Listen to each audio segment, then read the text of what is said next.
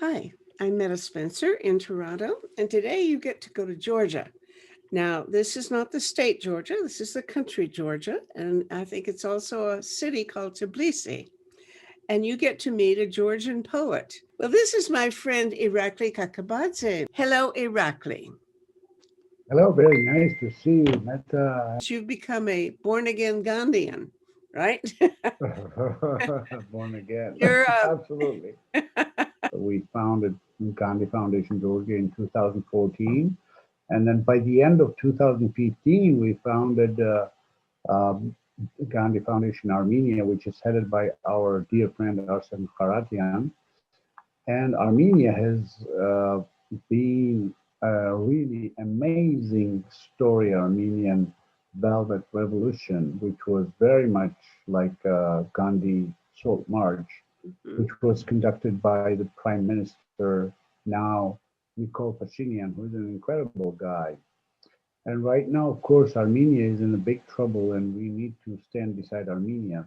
Yes, including Russia, Azerbaijan, Turkey, and others. And right now, it's very, very difficult situation in Armenia because Armenia is surrounded by by different forces, and it's if the world is not acting today to save Armenia, it's going to be another genocide, I would say, which is Whoa, really, really really? a very, very, very bad Okay, now, story that we all right, have. that's where we have to really work on getting updated about Nagorno-Karabakh.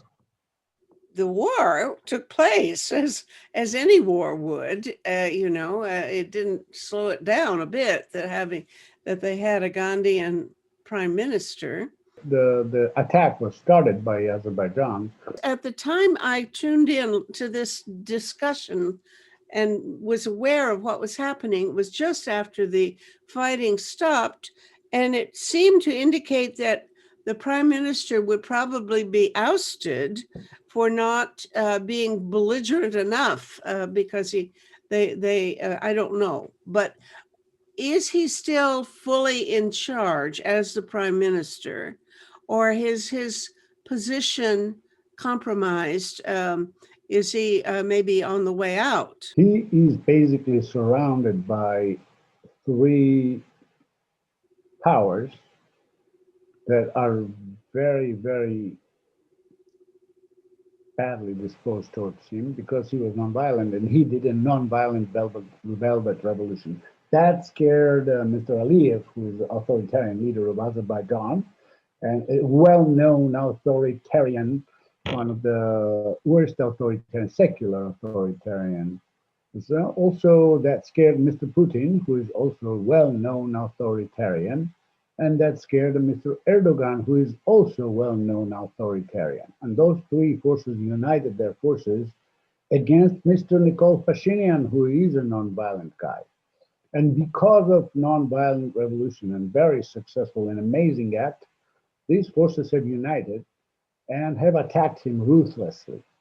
And right now he's being attacked on the internal front, of course, because Russia and Turkey have lots of people inside Armenia as well, and they are attacking him and they're trying to dispose his power, and they are basically being his enemies because he has not followed the militaristic agenda, and he's being he and his country has been victimized right now by the three bigger countries. Azerbaijan is much bigger in population, and of course, Turkey and Russia are big empires, two empires who are trying to take over Armenia. And actually, Mr. Aliyev has promised that next year he will celebrate in Yerevan, which is the capital of Armenia.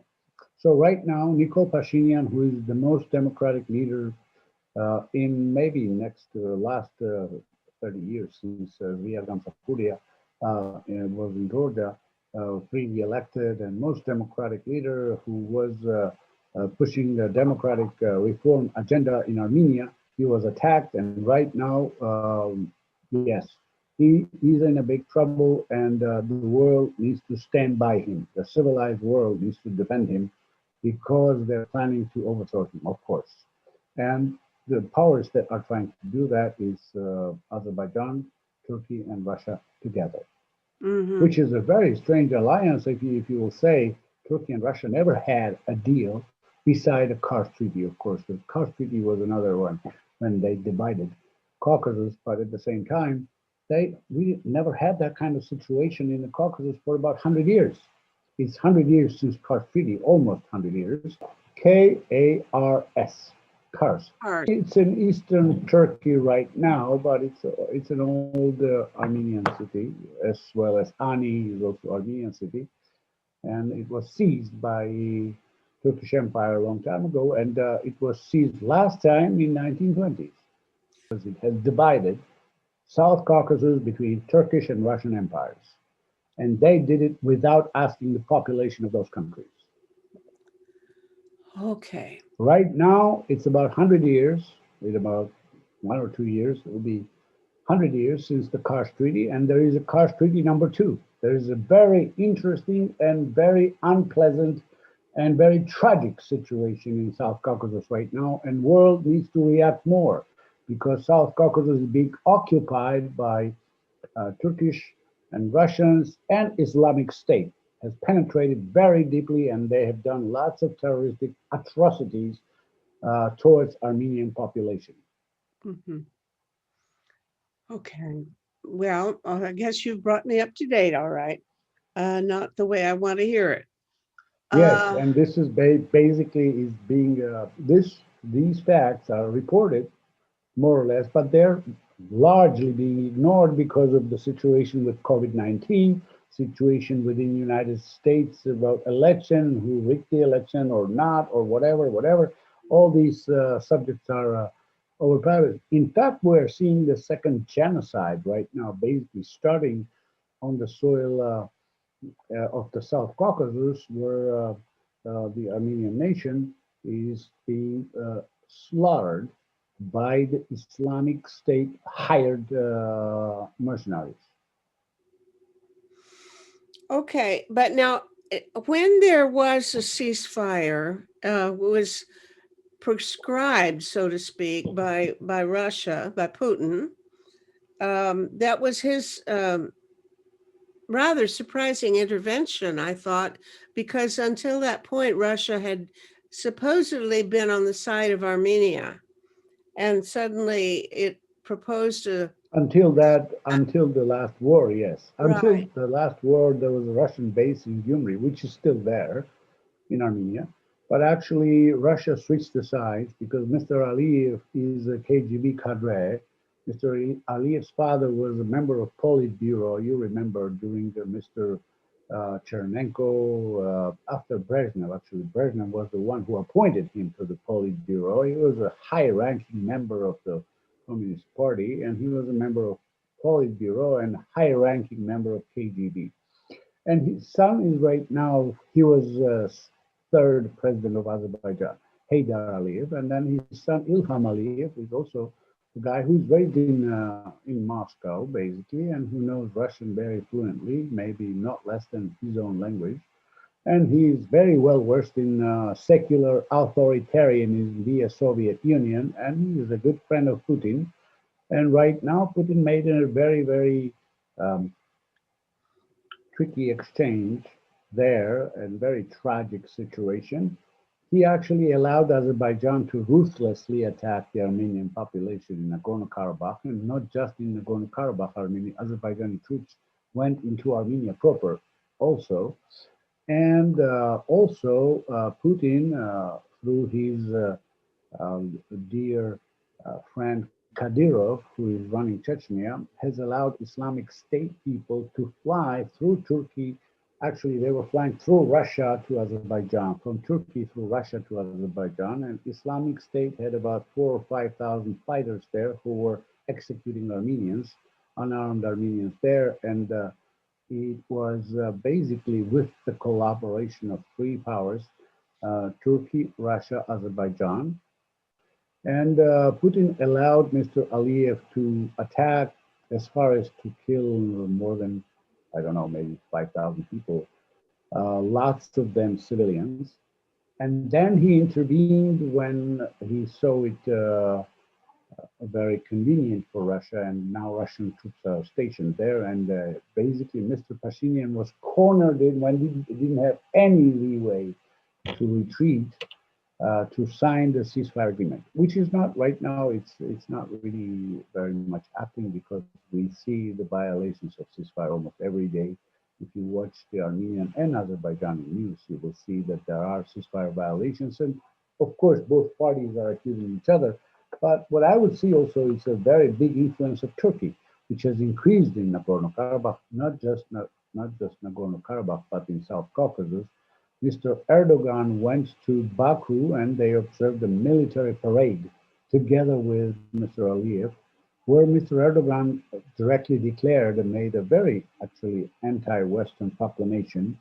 There he said that the justice was restored, and right now Turkey and Russia are forming a six-nation union, which will be consisting of Turkey, Russia, Iran, and three South Caucasian countries, Azerbaijan, Georgia, and if Armenia wants to join it, then they're forming some sort of relationship of these countries,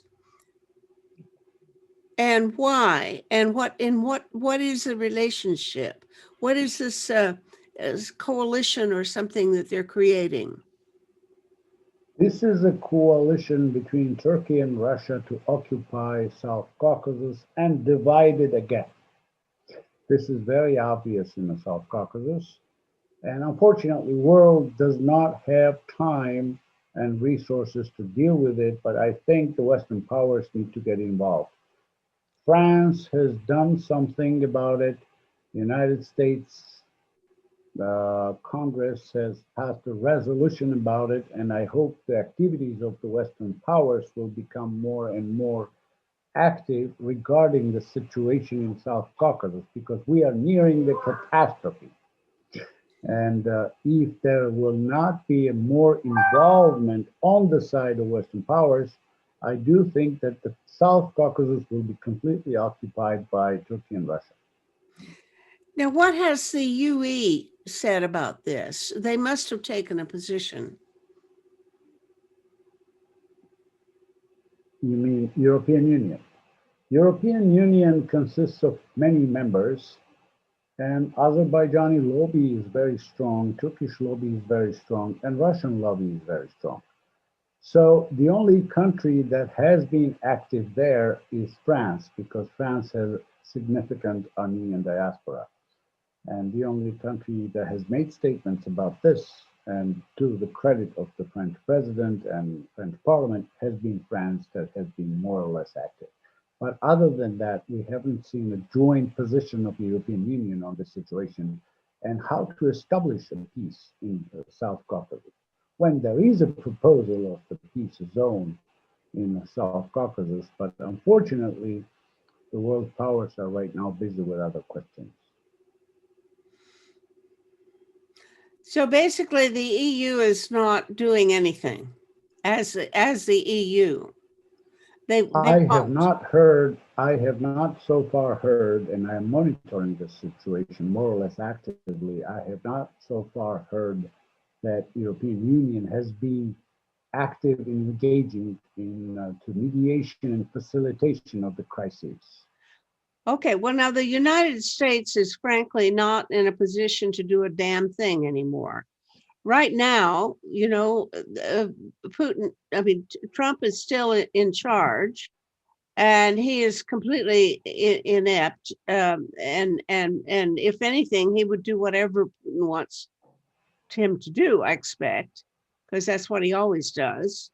But with the transition to a new government, and you know, the U.S. has forfeited all of the clout that it once had. There is no power there at all. It's not a dynamic force in the Caucasus or even the Middle East. I don't think it has any. It doesn't have the influence that a tenth as much influence as it did 5 years ago. So I don't think you can count on the US as being a bit helpful, even if Biden wants to be. I don't think you can count on that for anything. So France alone can't do much.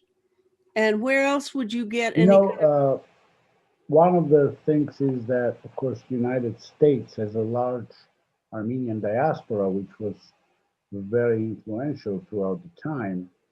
So in case that Democrats win the Congress and Senate, then the situation might slightly change, some people hope.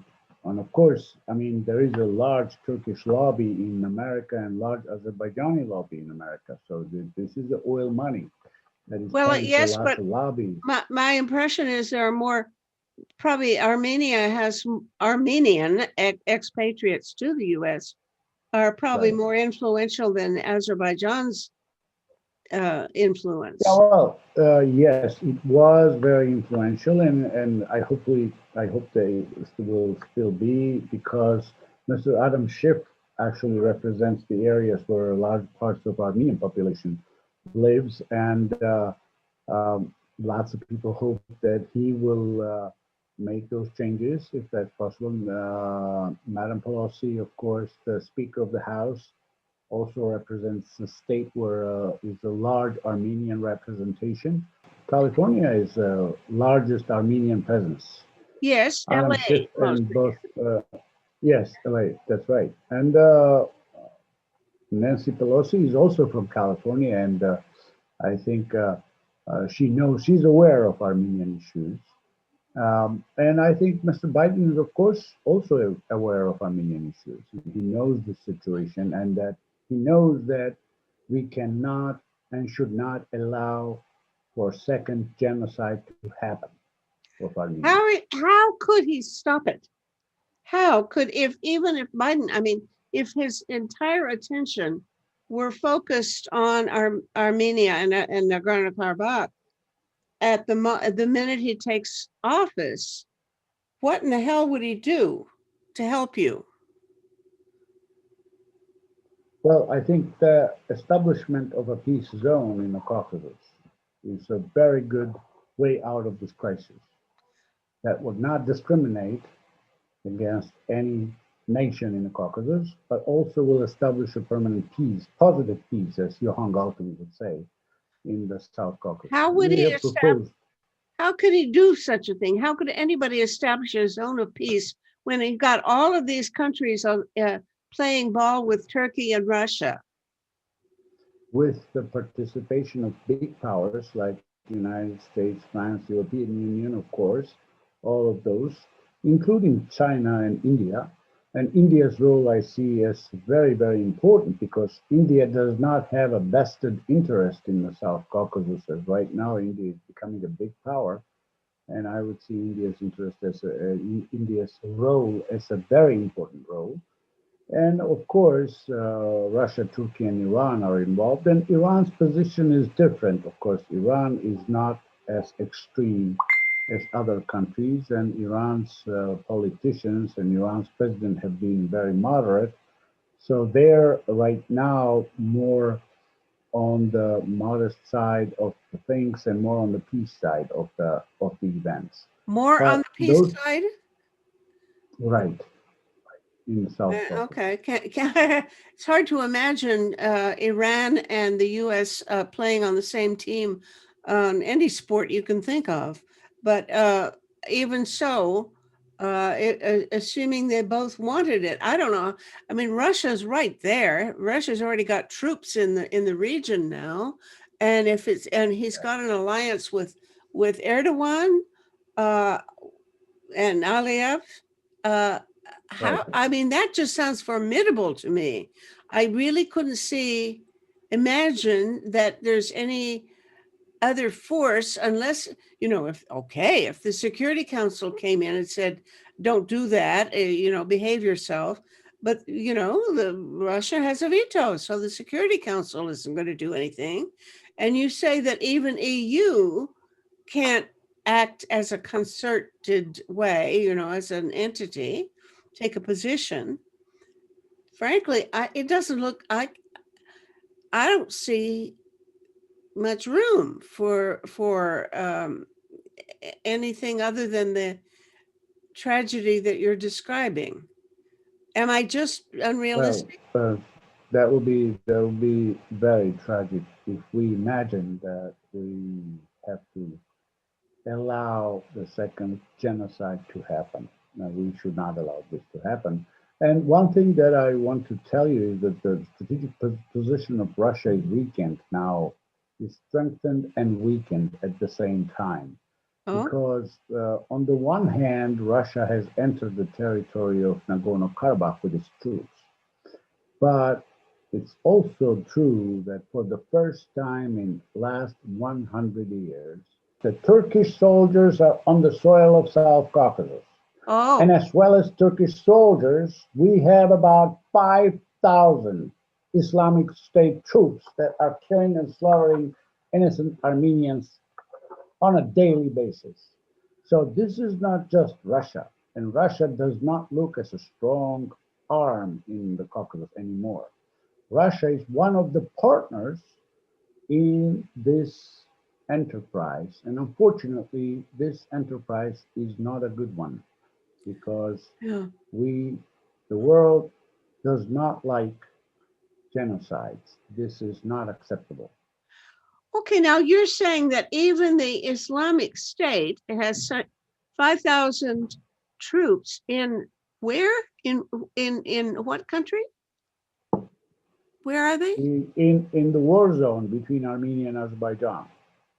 And who's controlling them? I mean, I thought, I guess I'd given up belief that Islamic State amounted to anything. Well, if they're there, are they there fighting or to fight or? There is a footage, the recording of them committing atrocities, and there is a footage of them basically admitting that they are being paid by Azerbaijani military Oy. to and commit whatever they commit. Okay.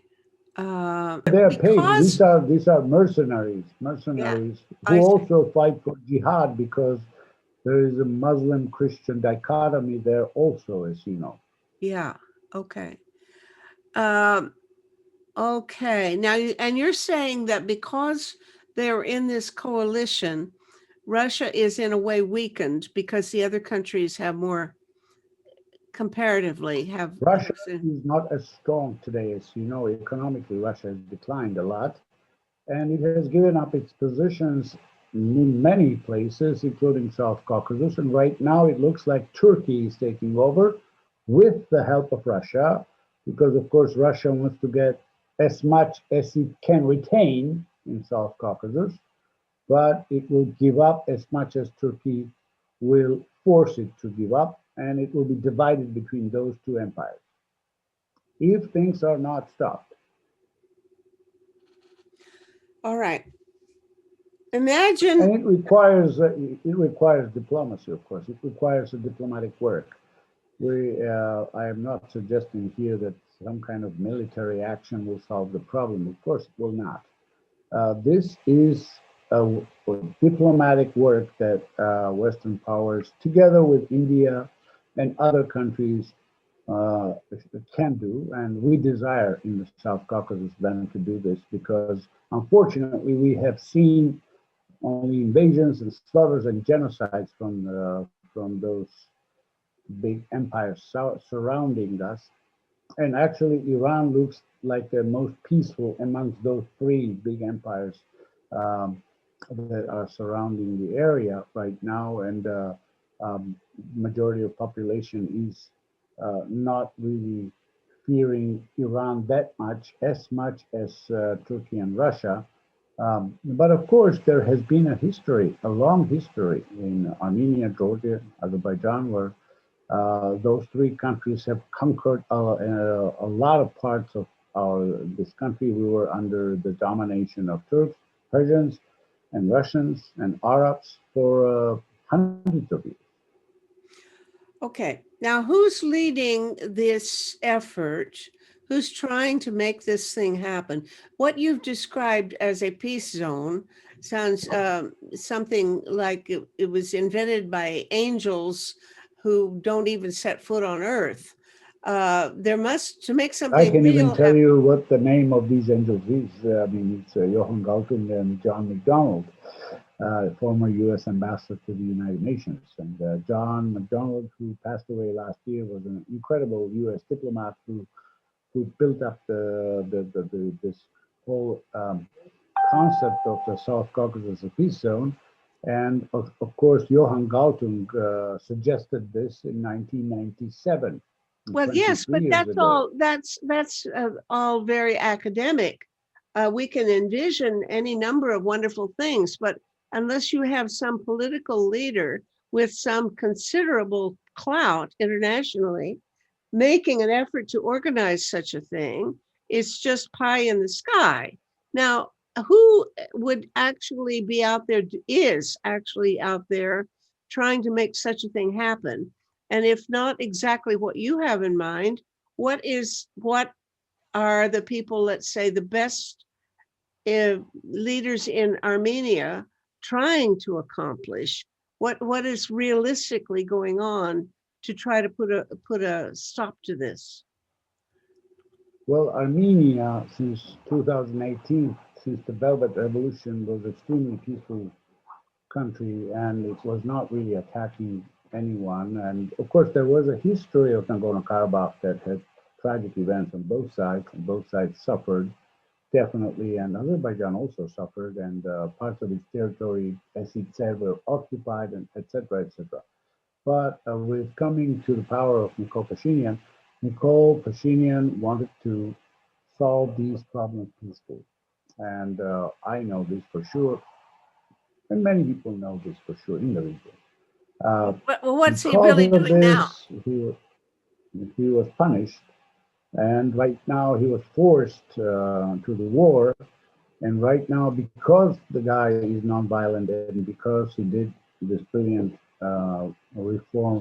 reformatic revolution, which was more evolutionary step, and his team, young team of wonderful reformers, they are being punished by the brutal war and violence. And Armenia is being punished for being a champion of democracy in South Caucasus. Nobody in power is doing anything that's going to reverse this tragedy. Is that what I'm understanding?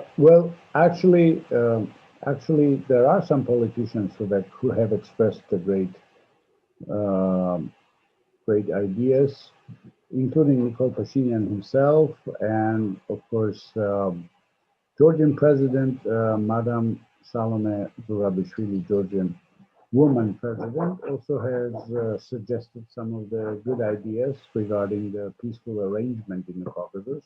It is not exactly the peace zone that she's talking about, but her proposals are close to the proposals that Ambassador John McDonald has made throughout the years. And Ambassador John McDonald was the guy who was working in Geneva when the first meeting of the Reagan and Gorbachev talks took place in 1985. So Ambassador McDonald had a lot of experience in track one politics, and he suggested those ideas, really, really practical idealism that I would call it. And those ideas were very practical, that they are described in his works and in the works of other people who were working with him.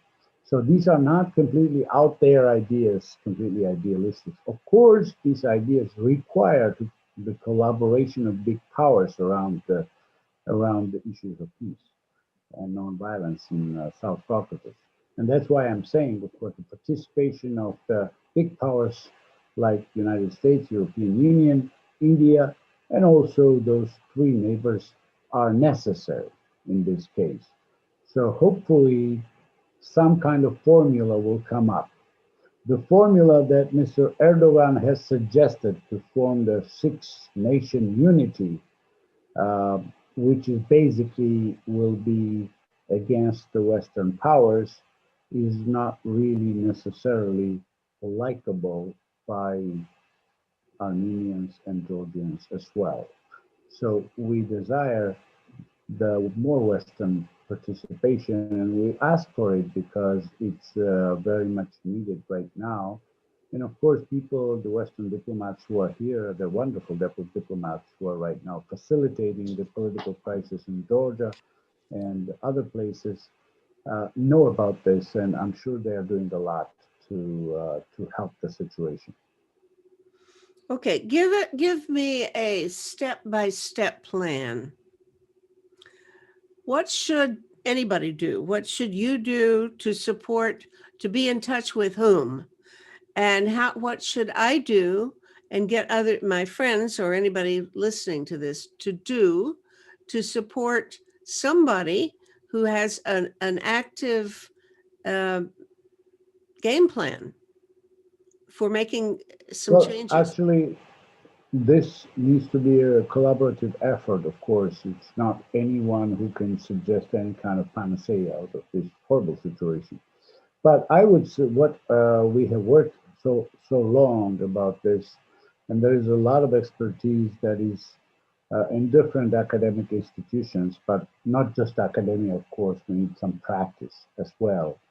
But there are groups that have worked on a peace zones planners, like Professor Dr. Susan Allen and Dr. Christopher Mitchell, and group Who? at George Mason You're University, sorry. You need to group give at names. Georgia Mason University, Susan Allen, Dr. Susan Allen, and Christopher Mitchell, and lots of other professors, also Cornell professors like Matthew Evangelista and some others who have done some work about the Caucasus and Russia and Russia's colonies. And of course, people like you who know that very well. Um, and I think that that needs to be a collaborative effort. I think the government of Canada can play a very positive role too, because Canada also has quite a large Armenian diaspora, and Canada understands the problems very well. I am not aware that the Canadian government has said boo about the whole conflict around Nagorno-Karabakh. As far as I know, they have not done one thing or taken a position or made one statement. I also do not know a single organization in Canada that's working on this. Now, I'm sure there must be groups of Armenian expatriates or I don't know who that must be trying to do something, but I haven't heard about them. Sure, put me in touch with other people who know something, and I'll try to help. But just pick up the phone and call the Ministry of Foreign Affairs and say, "Let me talk to somebody who knows something about Armenia and Azerbaijan." Uh-uh, that's not the way it happens. There has to be some sort of, uh, you know, conversation among people with a game plan and with a particular proposal. And maybe I can help with that. Well, There are some groups that are working together, but academia is clearly not enough. It's not just about Nagorno-Karabakh. It's about the whole entire South Caucasus. How do we ensure this situation to revolve and, first of all, stop the hostilities, stop the atrocities, and then how to make a peaceful place, if not a peace zone, but a peaceful place.